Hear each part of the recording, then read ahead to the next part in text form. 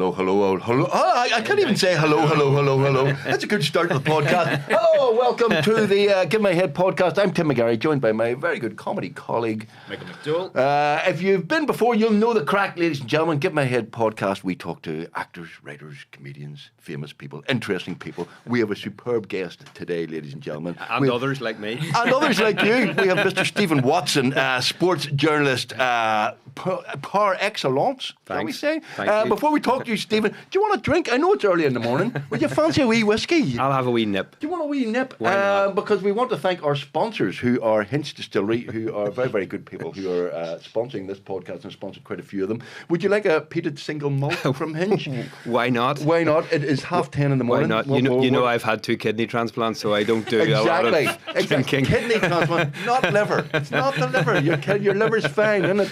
Have a wee bit of that there. Okay, thank you. Hinch Distillery. I'll maybe leave it sitting here just for now. Hinch Distillery do a single malt, they do the single peated malt, they do that there. The ninth we have gin. They also do tours, don't they, Michael? We need to talk about the superb tours that they have at Hinch Distillery. Well, they've got 4 tours. They've got the full distillery tour, and that's history, production, and a guided tasting, apparently, which sounds great. Right.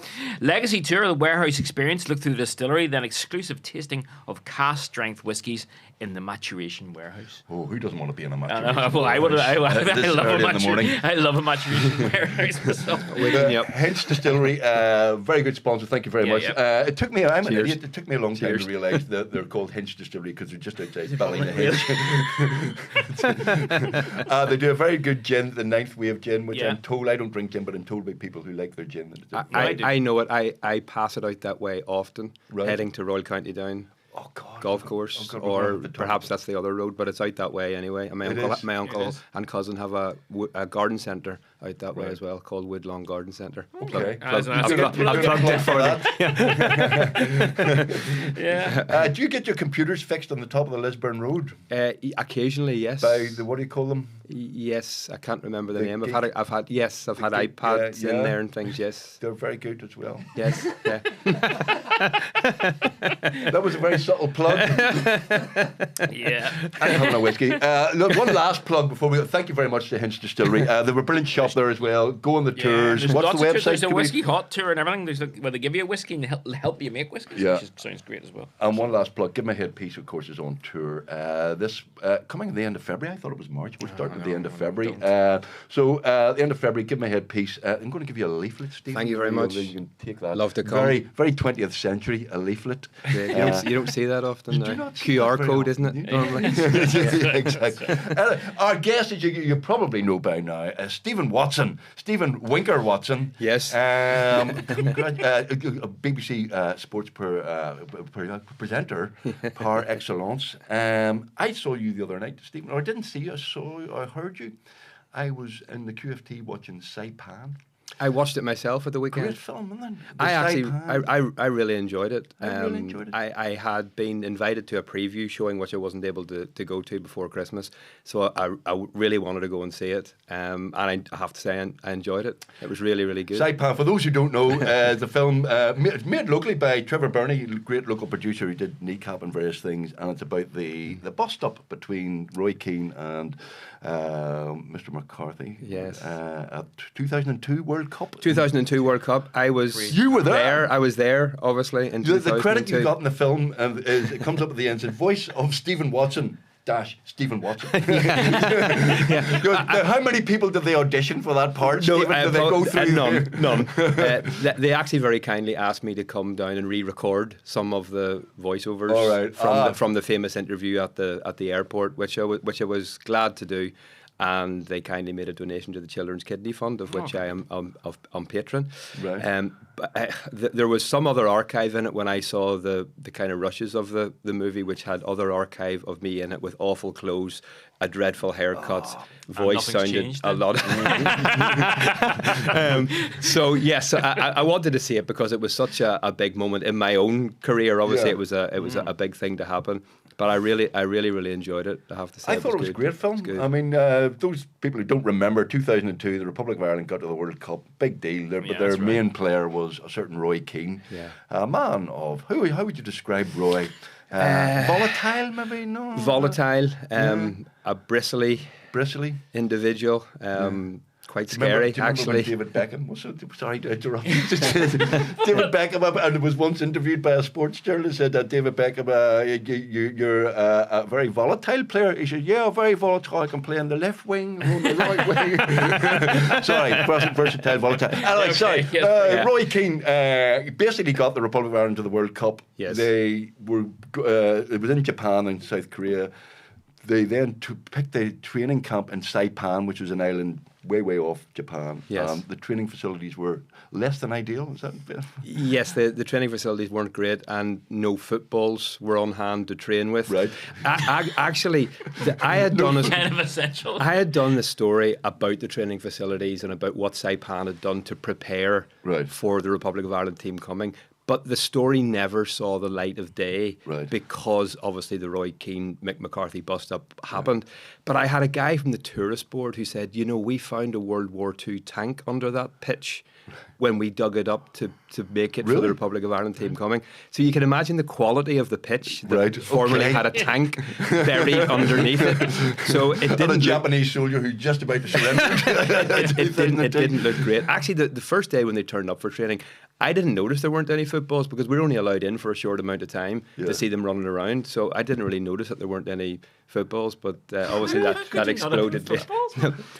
They hadn't arrived. Apparently, Mick McCarthy and the Football Association of Ireland were let down with the planning of the pre-World Cup training base camp. Football Association of Ireland at the time, was there Mr. Delaney involved at that stage? I'm not sure, but all I know is in the movie they're not portrayed very well. No, they're not portrayed very well. They're kind of portrayed as bungling idiots who don't know, or basically there for the piss take, on the piss. But there's a great scene between Steve Coogan, who is 2 below me in the credits in that movie. Below you? I quickly tried to take a picture in the cinema and go, oh yeah, when am I ever going to be on credits with Steve Coogan?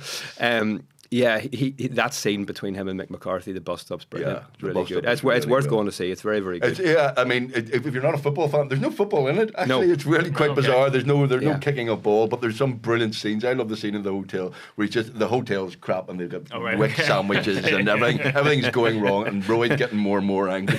But he's walking through the foyer of the hotel, and there's a coffin in the middle of the hotel.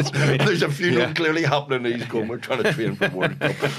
But anyway, it's genuinely and Coogan's really good, and whoever plays Roy, he's very, very good. And what about Mick McCarthy and all this? Was he like? Mick doesn't come across terrible. I think they're a bit harsh on Mick McCarthy. He doesn't come across really well out of it, I have to say. I heard actually an interview with Steve Coogan who said he had reached out to Mick McCarthy to speak to him before taking on the role because he didn't want to portray him in a bad light. I'm not too sure. It made him come across like a bit of a bumbling idiot at times. Which I think is a little unfair, to be honest. With Trevor Burney, the producer, in here, he said they reached out to Mick and said, we're doing a film.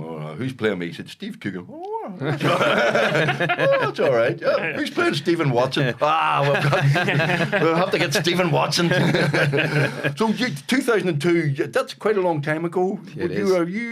You're a man of a certain age. Right? Yes, I first joined UTV in 1993. Yes, did you join the BBC in 94? I joined the BBC in 99. Right. Yeah, so I've been there quite a long time now. Right. Over 25 years, which is hard to believe. Yeah, so in total over 30 years working in sports broadcasting. I actually worked in UTV during my last 2 years of university as be I was going to say, how do you get into being a sports journalist? Is it easy? How do you fall into it? It's probably do you need more a degree, or do you just be good at sport and like sport? And I think it's more difficult now. I do. I hear one trying to be a sports journalist behind you. Make it easy. I think it's more difficult now. Really? But there are more opportunities because of the digital output and because of podcasts, and you can start your own, you can do your own filming, you can do all of that. There are opportunities, definitely opportunities, but it's probably harder to get that break. I was very, very fortunate. I applied for a job in UTV as a sports presenter for experience of filling in an application form while I was at university. Right. I ended up getting an interview. Wow. Mark Robson ended up getting the job. It was actually his job that I was applying for. I didn't know that at the time. And they offered me work experience out of the back of it. Wow. And I got work experience in UTV. Oh, brilliant. What age were you then? I was 20. So 19, 20, 21. Just to play. And I applied for a job just for the experience of filling in an application form. My grandfather had noticed the job advertised on TV and said, you should apply for that. So I did. I also applied to the Belfast Telegraph, and I was accepted on their graduate trainee course, Right. which I then turned down to take a short-term contract in UTV because it was sport. And it was also sport. Always So, sport well, that's what I was going to say. Sport. Is that your Yeah, the obsession? Belfast You were- Telegraph was news, but Right. but UTV was sport. And that you loved sport. You always. I love sport. My mum and my dad in particular was Well, like, well, "You're explain. turning down a full-time job offer with the Belfast Telegraph to take a short-term contract with UTV." But I said, "But it's sport. It's sport," Well, and I like was sport, and I was enjoying it. What's this So, about golf? What the feck? golf. I know you sport. love golf. What the feck? Golf is the I'm greatest going to get in my sport. buggy. Do you think so? Yes. Really? I absolutely. Golf is what? Did you say that? I Greatest sport. absolutely love golf. I love watching it. I love playing How it. many of these have you had? I love golf. Right. I love covering golf as well. Okay. I love reporting on Really? golf. Yes. You heard. but I love playing golf. Right. And I okay. love watching golf. I have family members who are obsessed Yeah. with golf. My sister was lady captain of a Oh, is it certain right? golf Oh, club. okay. very good. My brother-in-law is obsessed with golf. Member at Portrush and goes to wow. Portrush every night. Yeah. He got good to for drive. him. His claim to fame was he got to drive. What do you call that famous golfer? Which one? Tiger Woods When he- Tiger Woods. Oh, right, okay. That famous golfer, Drove right, him yeah. around in a buggy around Portrush. in 2019 Yeah, at the Open. at the Open, yeah. Yeah. But he's obsessed with it. I don't get it. I love it. Don't get me football, wrong. yeah, I absolutely am passionate about football as well. Sport. I was interested in sport because growing up, my dad was big into rugby, coached the Ulster rugby team. Oh, wow. So right. that's why I had a Is that big where you get it interest. from? That's why I had a big interest in rugby. Obviously, I played a lot of golf as a kid growing up in Ballycastle Golf Club, where I'm still a member. I love Ballycastle. I good spot. love the golf course up there too, and the people. Have great friends up there. I met up with them all recently, actually, that have had friends since childhood. I have a good mate. There's an apartment up there. Good, very nice No. spot, Ballycastle. Yes, Yes, nice spot, it's yeah, great. nice up there. It is great. Yeah, There are we were. very good pubs up there. They're a bit lax on. Don't say their that. Licensing laws. Yeah. Sorry. Ballycastle, you like? Yes, I like Ballycastle. Obviously, I'm a member of Portrush Golf Club as well. You mentioned Portrush. Yeah. So I'm passionate about all types of sport. But rugby was big in our house growing up. I love football. I had pictures of George Best in a Northern Ireland strip on my Right. wall growing up, not a United strip because I'm a Liverpool fan. Ah. But yeah, look, sport of any type I love. Well, look, having slagged off golf, can you get Rory McIlroy under this podcast? Have you got a number for him? Is there any chance he's in Hollywood? He could pop in and have a quick chat with us. Because Unlikely. Unlikely. I'll even Unlikely. pretend to like golf for a bit if you want. I think it's probably unlikely that Rory will come on to Right. this podcast. You think so? I think Yeah. we were kind of banking on I mean, What I'll, if- what if I'll we certainly offer- ask him the next What time I if we see offer him. him £100 in cash, no questions I asked? don't think he needs it, to be fair. Free bottle of Hinch whiskey. No, I mean, sorry, I'm just like, you have a very good relationship with him to such an extent that we used to take the piss out of you on the perforated duster and imply that the relationship was, it was untoward. I hope you knew that we were only Yeah. joking. We were only joking. Listen, I know you're only joking. And, I have had loads of stick about the amount of coverage that Yes. we give Rory McIlroy. In my opinion, every second of it is justified. Rory McIlroy is the greatest sporting ambassador ever to come out of Northern Ireland, with George Best in there as well. Right. The two of them are right up there.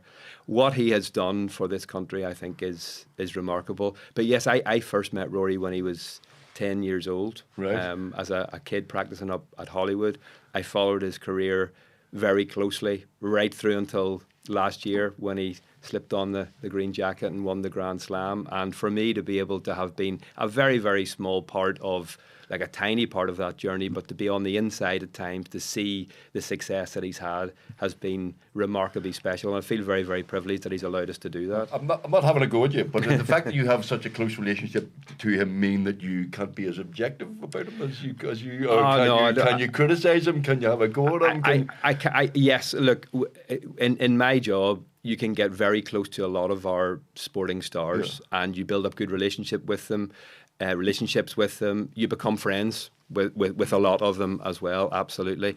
But you have to be able to know at times that there will be difficult subject matters that come around, and you're going to have to be able to discuss that with them. And I think if you've got a good relationship with people, whoever that is, Rory McIlroy, Darren Clarke, Jonathan Ray, Carl Frampton, whoever the sporting star is in Northern Ireland, that you're able to have an objective conversation with them. And there have been difficult interviews that we've had with Rory down through the years over his allegiance when he was playing for the Olympics and things like that. Oh, Jesus, yeah. So there Northern are Ireland, there is he a Brit or is he an Irishman? What is he?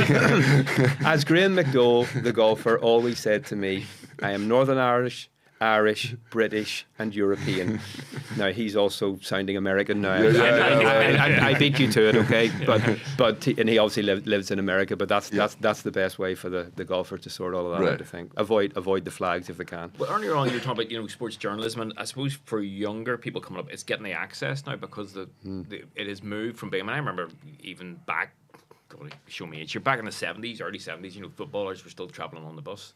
Yeah. Going to the match, and now what? They're on $300,000 a week, and so surely now that must make it much more difficult for these young guys coming up. They control the press more than the press. It can be more difficult because sporting organisations also like to set the tone and set the agenda for what news they want to release. Right. So you find that big sporting organisations, whoever they are, they have their own media departments. So they want to break their own news. They want to do their own interviews. For example, when Martin O'Neill returned to Celtic TV are the people who do the interview with Martin O'Neill. He's not appearing first on BBC or ITV or Sky or wherever.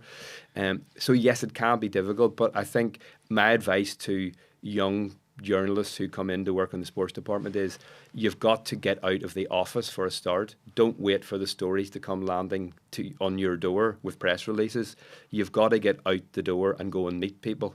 And the more you can meet people and meet them at a young age, you've got to develop relationships with them. You can't just do a story on somebody on January 2025 and not see them till March 2026. You've got to keep in contact with them. You've got to go the extra mile. You might have to do things over and above your job, to go to events, go and turn up at places, to develop relationships with people. It's interesting you said about Rory as well. When you're saying you knew him when he was very young. I mean, was he a talent? Even then, did you think this guy's going to go places? Yeah, he was unbelievably talented. Did I think he was going to go on and win the Grand Slam? Who knows? Absolutely not. But you knew at a young age that he was winning everything and he was doing remarkably special things at that time as a very young golfer. And one thing that always struck me was every time Rory said, I think I'm going to be able to do this, I think I'm going to be able to win that or do X, Y, Z, he always ended up doing it in some shape or form, even though there were hurdles along the way. And that's why probably, did I doubt that he was going to win the Grand Slam? At times, as time ticked on, yes. But I kept telling myself, he always has been able to deliver under pressure when the odds are stacked against him. And yet again, that's exactly what he did. I don't like golf, but I did like when the Europeans beat the Americans. And they were slabbering it for Rory. They were having a go. Rory was very... Because I thought we'd lost him, I thought we'd lost him, the Graham McDowell American accent. No. And then the Americans slobbered at him. And when we was about to take one of a putt or a shot or whatever he was good, and we were slobbering at him, he turned around and said, shut the fuck up. In a broad Northern Ireland accent. He's back. He's all right. Rory's okay now. Yeah, absolutely. Is that why he didn't get a knighthood? No. Come on, you know the inside story. I know absolutely nothing about it, but does he deserve a knighthood? Absolutely does. Yes, for his achievements. Because people have ridiculed me for saying this, but I think Rory McIlroy winning the Grand Slam or securing the Grand Slam of golf and becoming just the sixth person in history to do that is the biggest sporting achievement in the UK since England winning the World Cup in 1966. Oh. The 6th person in the history of See the silence of the sentence? Yeah. Only the 6th person in the history of golf Can I to tell you my achieve the favourite Grand sports Slam. story? Yes. We did a bit of bowling. Well, I see that didn't resonate with you, by the way. No, this is an important point. No. You just dismissed me there, like everybody else. No, let me finish my story. And we did a bit of indoor bowling for a TV programme. And we met the world indoor bowls champion who happened to come from Northern Ireland. Yes. Jim Baker? No, I can't remember his name. Maybe, and he told us a story about when he was very, very young. Yes. He was a very, very, very talented indoor bowls person and a very, very, very talented golfer. Right. And he made the disastrous decision to pursue indoor bowls. There wouldn't be a lot of money in bowls. If you win indoor bowls champion of the world, you get a pat on the back and a bag of Maltesers. Whereas if you're number 100 in golf in the planet, you'd be a multi-gazillionaire. Yes. I mean, so that world that these people But back to this achievement. Oh, right, okay. Yes. Right. You love your football. Name me a bigger sporting achievement since England winning the World Cup and not Cliftonville winning the Irish Cup, by the way. Yeah. All right, we'll have to name me a bigger one. A bigger sporting achievement? Yes. Because I don't think there is one. Well, you see, is it hard to win 4 of those golfing things? Is that, I mean, is it? Well, there are only Tiger 6 Woods golfers not in good? history that have ever done it. Right. So I just think it was a remarkable achievement, and I hope he goes on to win. Well, But the okay. issue for Tim is he doesn't see it as a sport. So to make it a sporting You achievement. can wear slacks. You get in a buggy and go somebody. We need to tells get you what club to use. We need to get Give a you man- out to play golf. Yeah.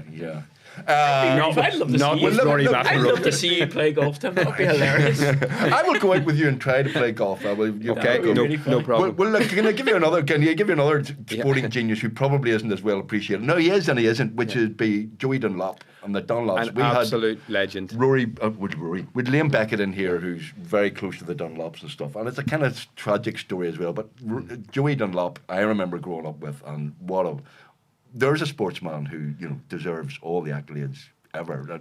Is he not as good as Rory McIlroy and far more dangerous than golf?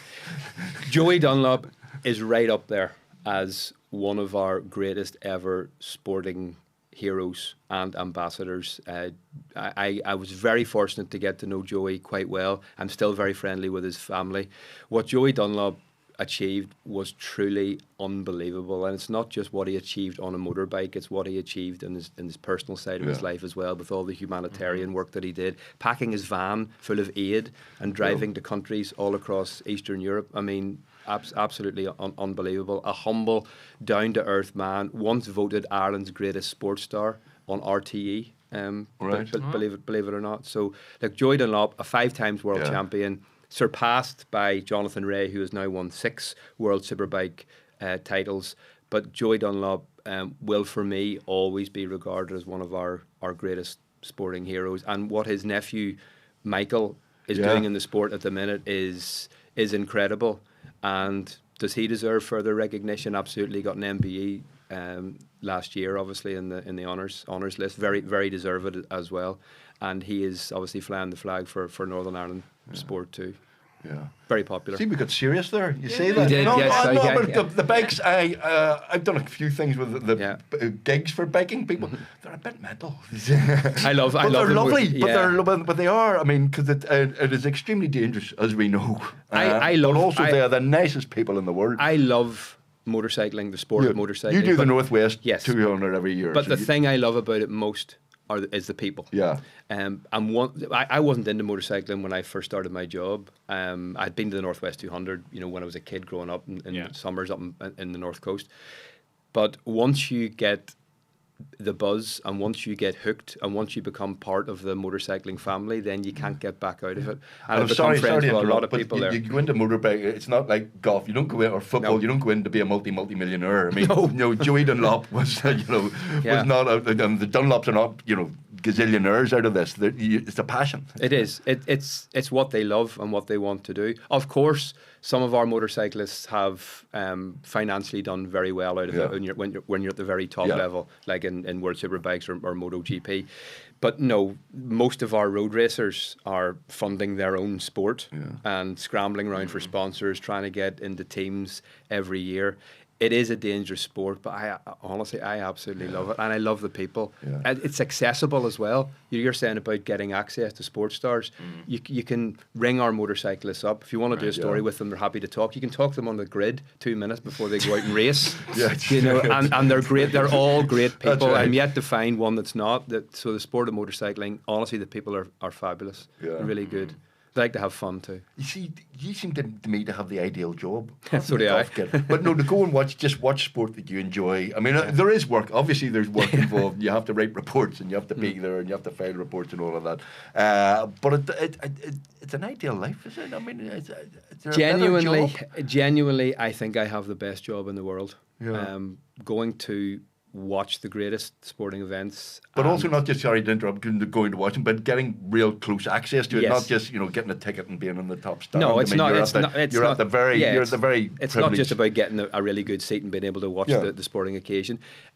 The thing that I enjoy the most is that you're able to get close to the sporting stars who are taking part in that sport. You get to know them, and you are able to tell their stories to the people back home in Northern Ireland. I mean, genuinely, all of our golfers, Rory in particular, I once said to him, we really appreciate your time. We don't want to take the mickey and ask you for stuff all the time, but you're always really good to us. He goes, have I ever turned you down for an interview? I went, no, you haven't. He said, well, that's because I know when I talk to you, I'm talking to the people in Northern Ireland. So, and he's very proud of where he's from. So he has looked after us so well, as have all of our golfers, to be honest with you. Because when you get to that elite level, and they're operating in a global sport, it's not easy to get access to sporting stars. But they've been very kind and looked after us, which is great. I love the way that people in Northern Ireland are pathetically jealous, because there was once a campaign, stop Stephen Watson wasting our TV licence on trips abroad. Yes, there was. That because you got to fly to America to watch Rory. Do you go all around to Abu Dhabi and wherever he goes, you're there? Listen, look, I and the BBC have taken quite a bit of flack about the amount of coverage that we have given Rory McIlroy, and about the amount of air miles we've racked up going to try and tell his story to everyone here at home. I get it, I understand, and I'm very, very fortunate and very privileged to have been able to do that. But he is our greatest sporting star, and if we can't report on our greatest sporting star, there's something wrong. And I think even we got a lot of stick for the last few years going to the Masters golf tournament as well that he hadn't won, but it all came good. It all came good last year. So I hope the investment has been worth it, that we've been able to get interviews with Rory, be able to tell his story as well as we possibly can. That campaign you're talking about, I actually saw it online and was going to sign it myself for a joke. But I was advised by my colleague at the time I wouldn't bother. And then suddenly it ended up in the Belfast Telegraph very unkindly. It's typical Northern Ireland. I like it, yes. Begrudging. Knock him out when he's having a good time, aren't you? Do you get to go to the World Cup in America? If Northern Ireland qualify. Only if Northern Ireland qualify. Only if Northern Ireland or the Republic of Ireland qualify for the World Cup. Unlikely. Yeah. I mean, I would love either team to be able to qualify for the World Cup. Will Northern Ireland qualify? I'd love to say yes. Winning 2 away games in a row is a massive ask. I could actually see them winning the first game. Yeah. I could see them winning in Italy, because they've done unpredictable things. Michael O'Neill's done an incredible job. I mean, he is something else. We're trying to get him in here. He might come in. That'll be good. Rory McIlroy, he could be too busy. Michael will be good. Yeah, he'd be. No, Michael's good. He'd be good. You should get Michael in. Yeah, Michael O'Neill has worked miracles with the Northern Ireland football team. Whatever plaudits he gets, he deserves, because he has turned the team around. He's developed a young team into a team that can get big results. So we'll see how they go in March. Is there any sport that I could say to you go, I have to go and cover that?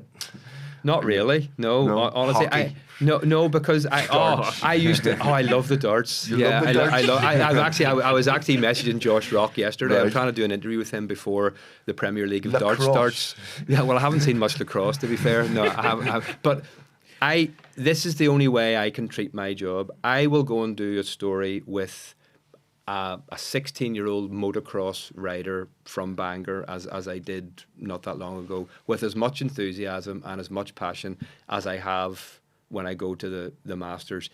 Albeit, yes, that is difficult because the Masters is one of the greatest sporting events in the world, if not the greatest sporting event in the world, bar the World Cup.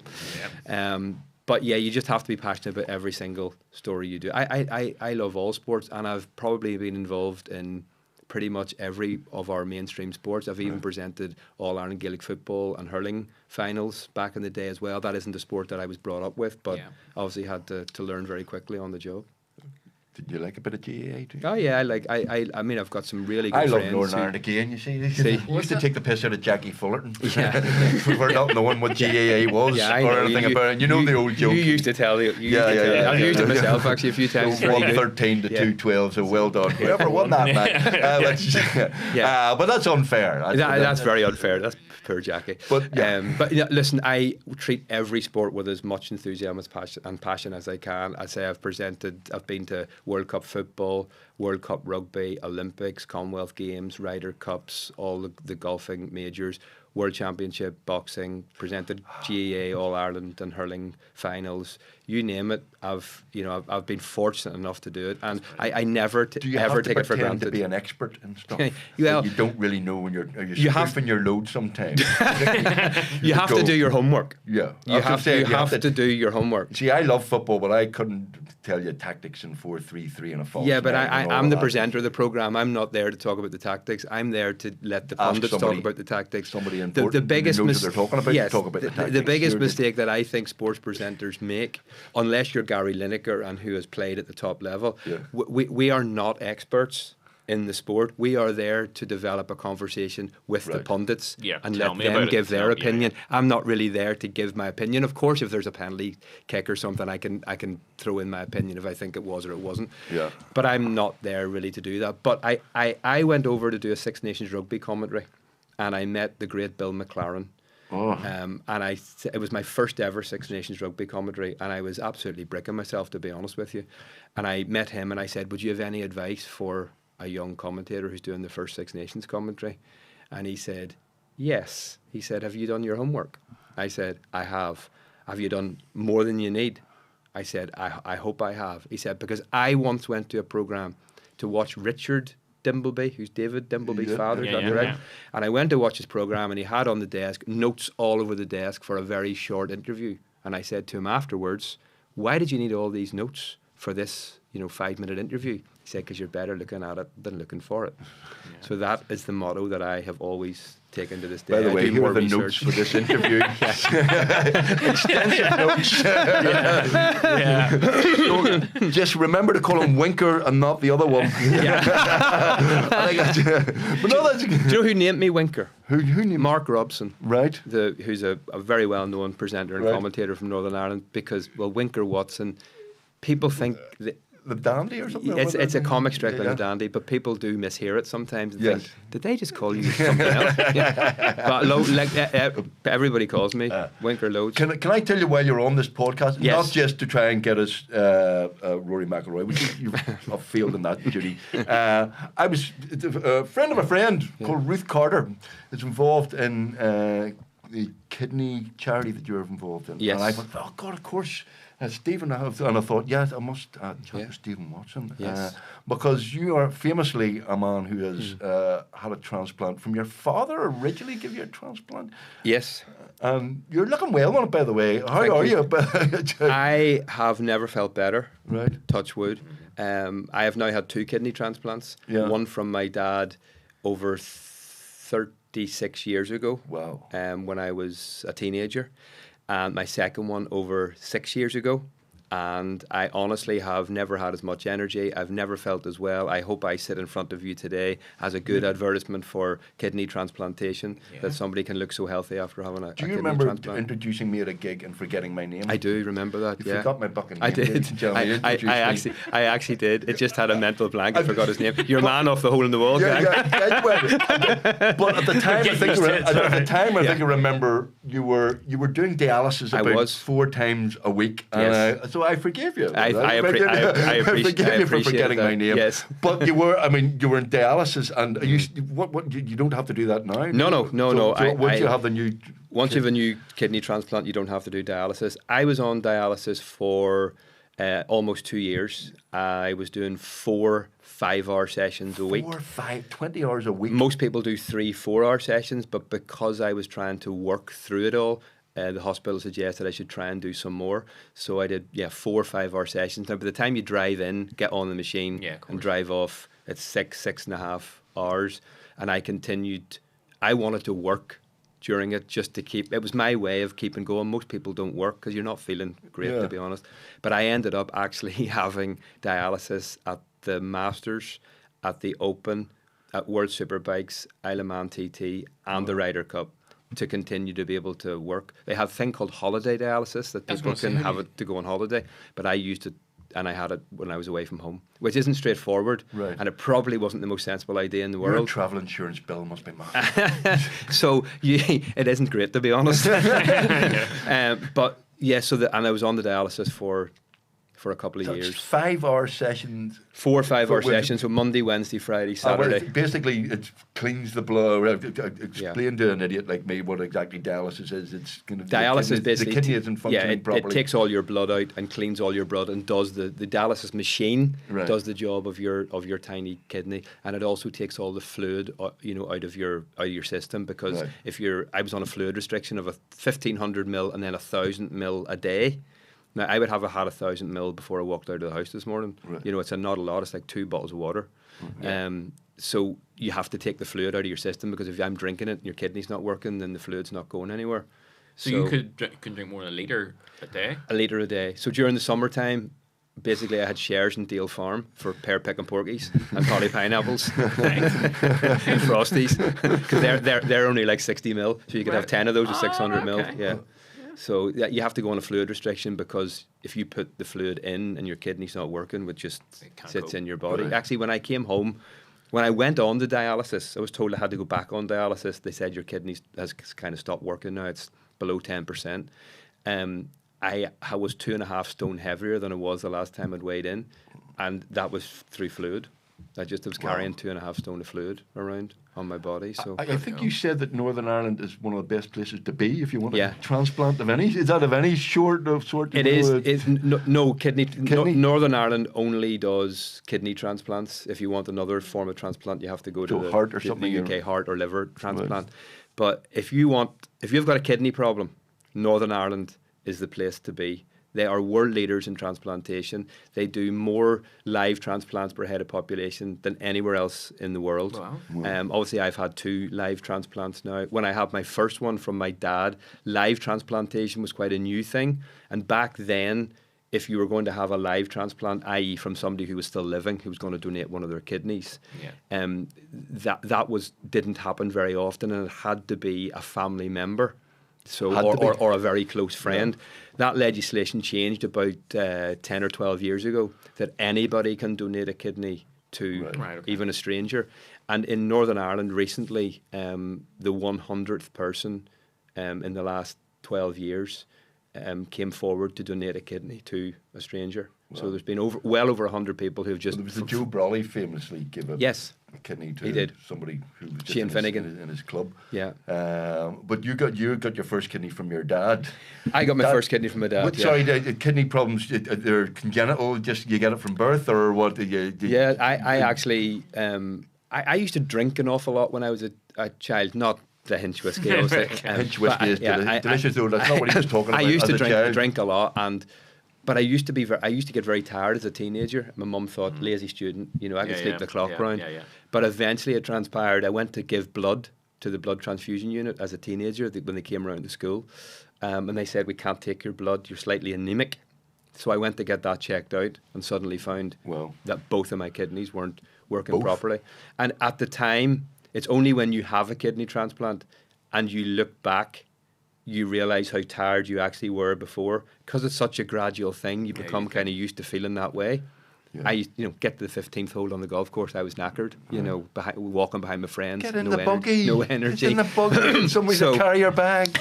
So Yes, so and when I discovered, then I needed a kidney. I needed a kidney transplant. And you can survive with one kidney, isn't that right? You can, yeah, because you can imagine all the people who donate kidneys. Yeah. They're left with just one. Yes, I was going to say. And they live in a perfectly normal life. Absolutely, right. no problem. And do you need any? I mean, in terms of a transplant, do you need to take any repressor drugs or anything like that? Yes, I'm on drugs. Lots of different types of drugs. An anti-rejection drug and a steroid and blood pressure drug and about 10 or 11 different tablets.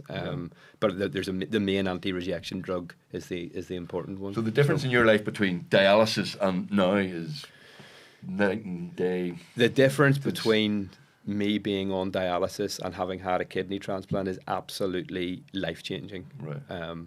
There is no comparison at all. I even look back at how I looked when I was on dialysis. I mean, you look like Skeletor. You're really looking unhealthy. And now I'd like to think I look pretty healthy. Will I need another kidney transplant? Am I too old to get a kidney transplant? No, you're not. If you're probably not healthy enough. No, genuine. So whiskey tip. I mean, I'm not healthy enough.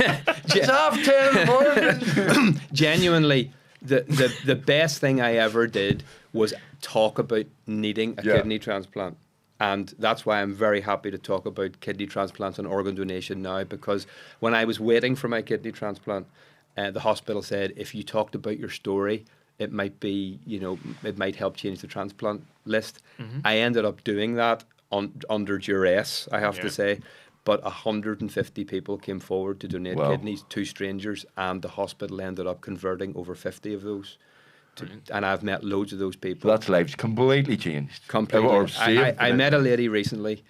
I was giving a talk about organ donation, and I was telling this exact story. And I said, one lady that came forward was too overweight to be able to donate a kidney. So she went away and lost 7 stone, got herself in good shape, came back and donated a kidney to a stranger to change somebody's life. And I met her at that service. She came and introduced herself to me afterwards and said, and that's why she donated the kidney, because she heard the story, which is a remarkable thing. I'll do a deal with you. I'll donate a kidney if you get Rory McIlroy to sit in that chair there. Come on, that's a first swap. That's my dedication. Well, if you go in and get tested and you're healthy enough to donate a kidney. No, you get Rory McIlroy there first, and then I will pop down and say, work away there, lads. You get the test done first. But anybody can donate a kidney. Yeah. And I have met so many people who have done it, not just to strangers, but obviously to save family members' lives, friends' lives, whatever. And Belfast is leading the way in that kind of transplantation. What's the name of the charity you're involved with? I am patron of the Children's Kidney Fund, and I do ambassadorial work for Northern Ireland Kidney Research and Kidney Care UK as well. Sorry, so children can get transplants? Children, yes, can get kidney transplants. In fact, the lady who was the 100th person in Northern Ireland to step forward to donate a kidney to a stranger, you rarely find out if you donate to a stranger who you've donated to. Mm-hmm. But remarkably, she did, and they connected on social media, and her kidney went to a 6-year-old boy in London, and they ended up meeting. And it's one of the most heartwarming stories I've heard in a long time. But an adult kidney, it can go into a child. Yes, it's all about size. So when a child needs a kidney transplant, it's all about trying to get them as big as they possibly can to be able to grow with the and you can imagine if you've got kidney problems as a child, it's very hard to have development in your growth. So you have to try and manage that very carefully. I mean, I was down recently. There was a young boy who was the smallest ever recipient of a kidney transplant from Northern Ireland. He was just 2 years old. His sister has got a congenital problem, and she's just had a liver transplant before Christmas, and hopefully will have a kidney transplant this year as well. And she's just a couple of years old. It's hard so if you do want to donate, you yes. approach who would you? If I said, I will. If you want to donate a kidney, you just go onto the Belfast City Hospital website and ring one of the donor coordinators, and put your name forward, and they will bring you in, put you through a very quick 1-day assessment to find out whether you're healthy enough, whether you're mentally strong enough, obviously, as well to do it. And if you can, you can do it. So stupid. Is it a dangerous operation, taking a kidney out? Well, look, it's a major operation. It's not something to be taken lightly, is it?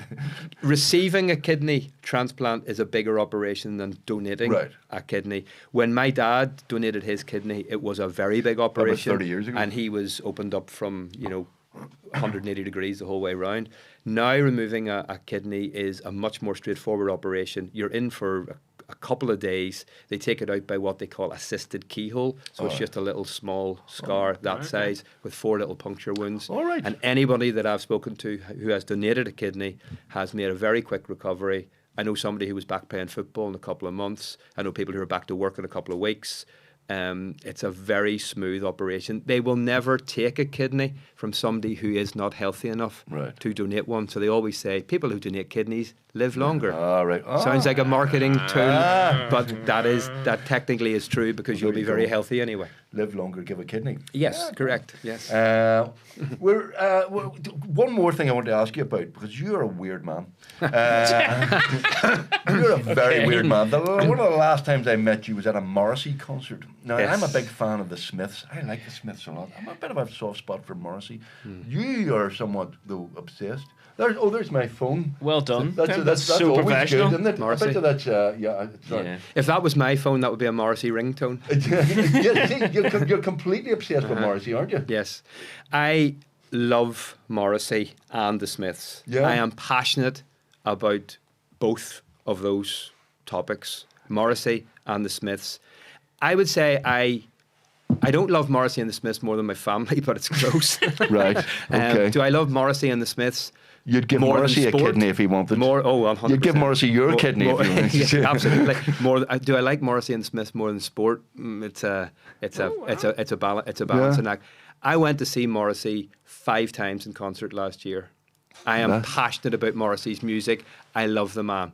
I honestly, I cannot tell you how passionate I am. Weirdy stuff he's doing. No. On the way here, I actually, just before I left the house, he has just released a 30-second clip of his new song from his new album, which will be released this Friday. Right. Or the announcement's being made this Friday. Right. And his music has been he's been cancelled. Morrissey's been kind of cancelled wrongly. Yeah. And he's had this album sitting in the background, 2 albums sitting waiting to be released for the last few years that haven't been released. And I am so excited that there's going to be some new Morrissey music. I can't tell you how much I love Morrissey. I was a massive Smiths fan. Went to the concert in the SSE. First of all, you can't get a burger, of course, because he's Meet His Murder. Meet His Murder and all that. And then you go, okay, but some brilliant songs interrupted by a 5-minute video of abattoirs, and you go, come on, I get the point here, mate. Come on. I want to say... You like that sort of stuff? Well, I'm not saying I like that. I am on a plant-based diet. I am. For my kidney transplant. All right. I'm not saying I've been inspired Morrissey. because of Meet His Murder and the Smiths and all of that.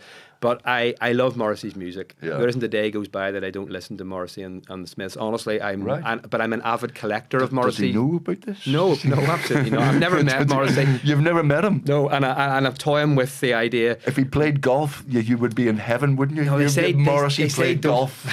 They say you could report on him. 4-ball with Morrissey, Rory McIlroy, and somebody else. Yeah. Me, I'll do that. Morrissey, Rory McIlroy, me and Stephen Watson. That'd be brilliant. What a day out that would be. That'd be great. Would I like to meet Morrissey? Probably, but they say don't meet your heroes. I am an avid collector of Morrissey and the Smiths memorabilia. Yes, you told me that. And I have over 1,000 pieces of cassette 7-inch, promo 7-inch, 12-inch albums. And I still to this day collect it very avidly. So I saw him on the Ulster Hall way back in the 80s. So did I. Oh no, with the Smiths? Yeah, with the Smiths. Oh, I can't believe that. I never saw the Smiths. Oh, you never saw the Smiths? No. You should have seen the Smiths. Live. They were brilliant, Stephen. I only got into them. Times it came to Belfast. Oh, you didn't. No, you missed out there, my friend. Yeah, see, I'm not saying you're older than me. Still, you've always got golf. I only got into them as a teenager when they just split up. But yeah, I listen. Morrissey gets a very bad press. He does. In a lot of quarters, and I think it's completely and utterly ridiculous. The man is a genius. He is the greatest singer-songwriter ever, in my opinion. Yeah. His music's fantastic. Did His he not lyrics are suffer unbelievable. from losing Johnny Marr? I don't think so. Not losing Johnny Marr. Johnny Marr's not with him. Johnny Marr made the Smiths. Johnny Marr's also an absolute legend, and the music of the Smiths, that period between 82 and 87, if people haven't listened to it, you've got to get the albums out and listen to the Smiths. The Smiths are incredible, but I'm Morrissey's solo career. I've got to love probably more than the Smiths, to be honest with you, because I've followed it so closely. And I've already booked a concert for this year. I'm going to the O2 to see him in London. Right. And I can't wait. Right. I mean, I was at the stage door at one of the concerts just to catch a glimpse of him coming out. Honest, I mean, seriously, honestly. I've seen him at least 25 times over the years. This is worse than golf. I think this is. Listen, that's the obsession with Morrissey. Yeah, I mean, if you give me a Morrissey concert as opposed to playing a game of golf, I'd pick the Morrissey concert. Right. If you give me a Morrissey concert compared to going to the Masters, I'd pick the Masters. Right. You know, because I could listen to Morrissey on the way to the Masters. But I can't. Going to Solitude to see Cliftonville Carrick Rangers. Heaven knows I'm miserable now. Hey! Set you up right there. Yeah, there is a light that never goes out. Right, that's it. Morrissey.